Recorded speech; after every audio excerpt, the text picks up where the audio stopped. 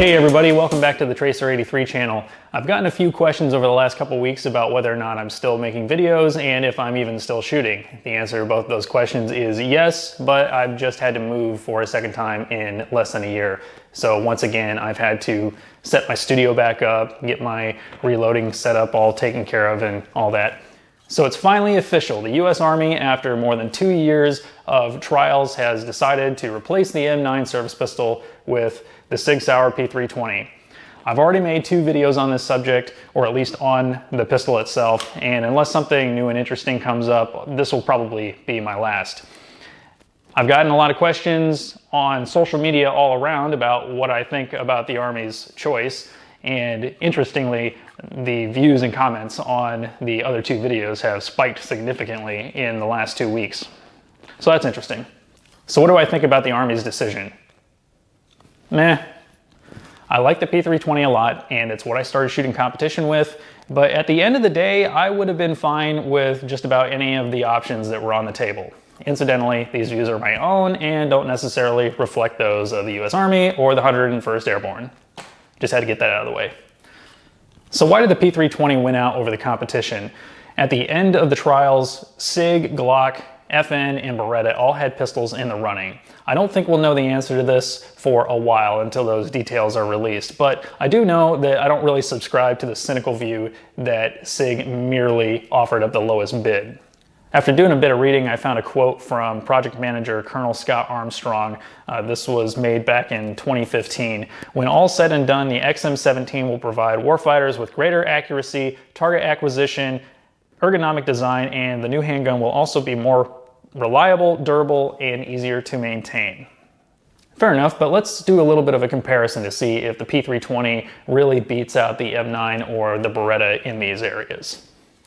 Accuracy, accuracy, accuracy, accuracy. I get so tired of hearing people talk about accuracy when it comes to handguns. There are small mechanical differences between guns that will make one more inherently accurate than the other, but really we're talking about the difference of an inch or 2 at 25 meters and maybe the difference between a 3-inch group and a 6 or 7-inch group at 50. If you've got a really sloppy or sloppily put together gun with bad tolerances, then you might see a bigger deviation than that. But for the most part, you're going to hit what you're aiming at inside 25 meters with most pistols. Now, how easy is it to shoot the gun accurately? That's a different story. Starting with the Beretta, Ben Steger, the 5-time USPSA Production Division National Champion, won his first couple of nationals with a Beretta. Now granted, it had a trigger job and was tuned and had some stuff done to it, but it was a pretty much stock pistol. This is a Beretta 96, so 40 caliber, and you can see it's brushed stainless, so the finish is different, but this is, for all intents and purposes, the same pistol as the M9.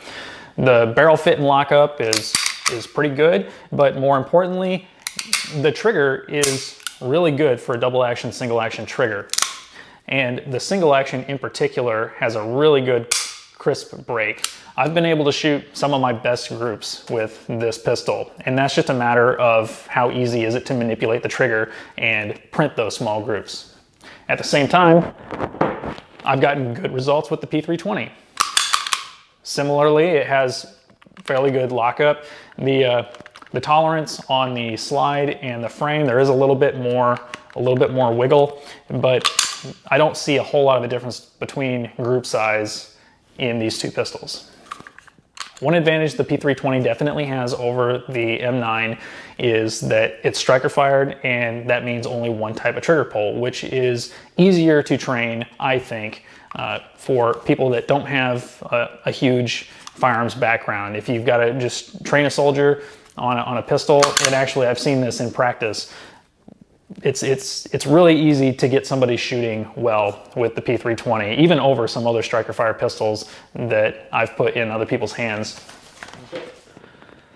The next item I'll talk about from the quote that I read is target acquisition. I'm going to interpret this to mean sights, muzzle flip, felt recoil, and how easy is it to transition and steer the gun between targets. The sights on the Beretta, and if I'm correct, actually, yes, the sights on the M9 versus a commercial pistol like this are pretty much identical. The front sight is simply milled into the front of the slide. It's a low profile, and the rear sight is dovetailed into position, and it's also low profile. I've never thought that these were bad sights. There's good clearance between the goal posts in the rear, so there's a good amount of light on the left and right of the sight. That's what I like, but I don't see any problem with these sights. You probably could do better, but they're not bad. The P320, actually this is not very representative because I changed out the sights on these, but it is dovetailed in the front, allowing you that option. I don't see the military doing that with its issued weapons. However, the stock sights, whether you get just plain white dot sights or true glow night sights like this one, they're still very good. And I like the fact that there's a good amount of purchase on the rear sight here. So if you need to rack the slide in your belt, something like that, you have that option. It's going to be harder to do with the Beretta. When it comes to muzzle flip and recoil control, I think it's hard to be a gun like a Beretta. This is not a CZ where the slide runs inside the gun, but this is a really low riding slide with a large cutout on top, which reduces the weight of the reciprocating part of the gun. That being said, I have never really noticed much of an issue with the high riding slide on the P320. I addressed this in one of my other videos. If I were to shoot these side by side, I probably would notice a difference if these were both the same caliber at least, but it's not enough to be a deal breaker by any means. Recoil management for me with the P320 has always been just fine.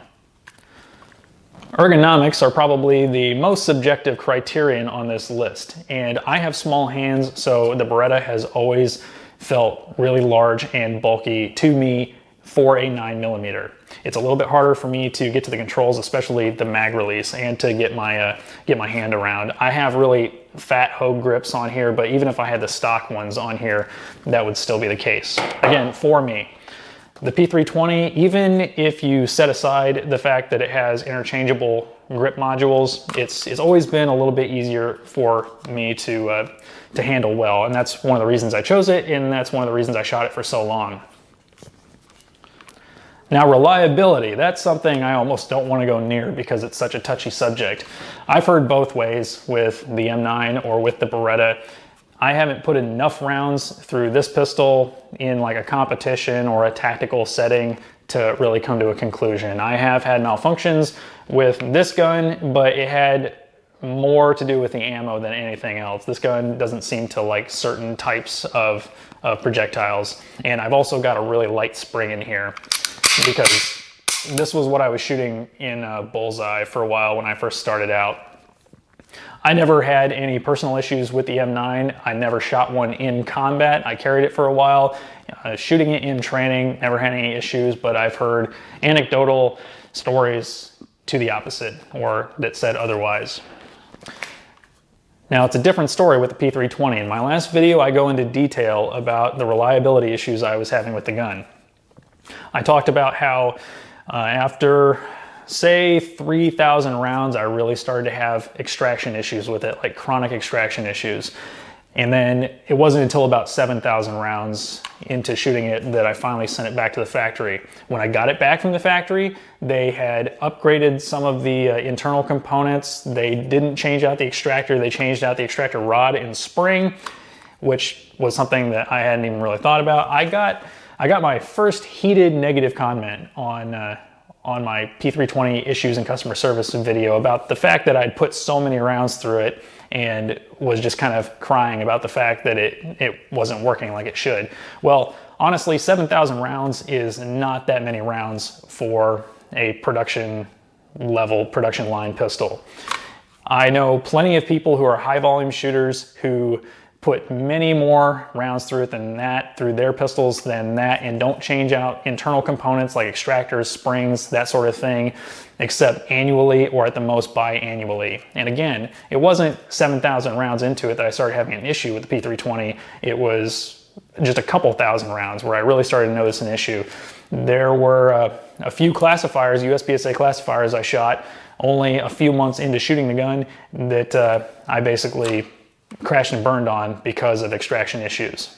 Again, those issues have been fixed, And I did maintain the pistol the entire way through that. I've changed out the recoil spring a few different times, partly for tuning the pistol, but I've also gone back to the original spring a couple of times, and I even changed out the trigger return spring because not from use, but from taking it in and out, it started to get sort of worn and out of shape. So I put a new one of those in, and I still had issues. So I suspect Sig has started to address these issues because in my last video, in the comments section, I don't know how many responses from people saying that they had the same issues, failures to extract or double feeds. And I also have a friend who shot last year's USPSA Production Nationals with a P320, which was much newer than mine, who had the same issue, and it made his gun basically go down for a couple of stages, which cost him a much better placement at the match. I would like to call Sig here before too long and just ask a customer service rep to see if they have addressed some of these issues. I suspect, again, that they probably have because I'm not the first person to bring this up. If those issues get fixed, especially if they're going to be sending out 100,000, however many hundreds of thousands of units to the military, that they will have gotten their ducks in a row. So that's my only potential concern with the P320.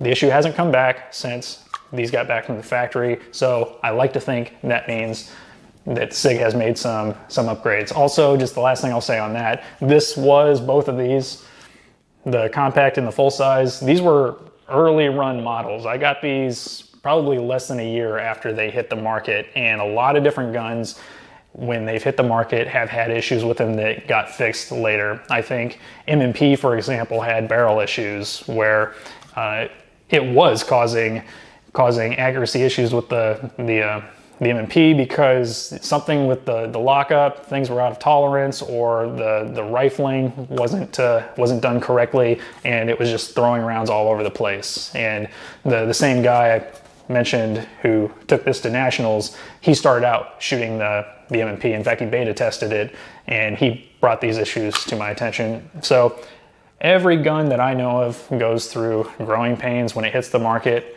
and eventually they get fixed. Durability is also an area where I think the P320 or any striker fire gun has an advantage over the Beretta. A steel frame double action, or actually just any double action single action pistol, has more internal components and more springs that are susceptible to wearing out and breaking. For example, when I did my CZ Shadow video, I talked about how the trigger return spring, or TRS, broke after just over 3,000 rounds from the factory, from the custom shop.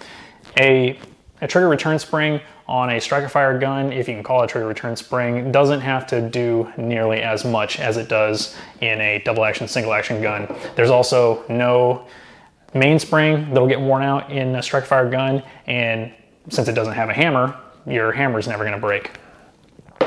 This is all under what I would call heavy use combat conditions, where you're putting a lot of rounds through, a lot of people have their hands on it, and it has to get maintained a lot more. Striker fire guns do require maintenance, and you have to go in and swap out parts occasionally, but in my experience and in the experience of a lot of other people I've talked to, it's not nearly as big of an issue. Also, the slide lock on a steel frame gun, that's your CZs, your 1911s and Berettas, can also be more prone to breaking and shearing off, making the slide lock not work anymore. And that's mainly because on striker fire guns, polymer guns, the slide stop is just a simpler part of the gun. It's not as prone to getting worn out. The last thing was maintenance, and I think this is a big win for Sig, because even though you take both pistols down the same way, at least in terms of field stripping, you just slide back, pull down the takedown lever, take the slide off, and your guide rod assembly and barrel just slides out. But with the P320, again, the appeal of this pistol seems to be its modularity, which maybe that was the winning factor for the pistol in the trials, because you just pull out the takedown lever, get your finger up underneath the fire control unit, and it slides out. I've detail stripped this down to its bare bones, and even for me, not being terribly well versed in gunsmithing, was pretty easy to do. So I imagine this is something that's going to be really easy for armorers to work on. Not quite so much the case with the Beretta, because once you get the slide off, once you take the barrel out, all that, then you have to do a lot more to get to the smaller components if you need to swap out something that's broken or get in there and just do whatever to it. Something that's interesting to think about is whether or not the Army is really going to take advantage of the modularity of this system, which is, to my understanding, one of the big reasons they chose it.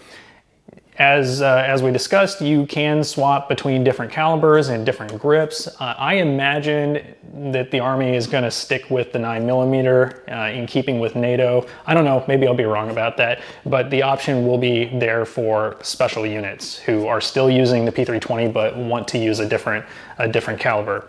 But even the grip frames, I'm interested to know if that's something that the end user is going to be able to swap out him or herself, because the military is really protective of who gets to work on their weapons and the extent to which you can strip a gun. Even though it's incredibly easy to swap out these grip frames, as I showed you, I imagine, at least starting out, that'll probably still be something that has to be done through a unit armorer. Which, if that's the case, then no biggie. It's still cool that soldiers will get to tailor the weapon to their needs. That's the way I see it going, but you know, stay tuned and we'll see if that actually happens. Finally, to wrap all this up, was the P320 the right choice for the Army? I don't know what the right choice was, but I think it was definitely a good choice. The M9, while I think it's a great gun, and I like Berettas a lot, I think it was time for the Army to step forward and modernize. I've seen a few comments on message boards and on Facebook about how if Special Operations Command picked the Glock 19, why is that not good enough for the regular Army? Well, Special Operations Command is its own entity with its own pool of money that it pulls from, and it's going to fulfill its requirements the way it wants to.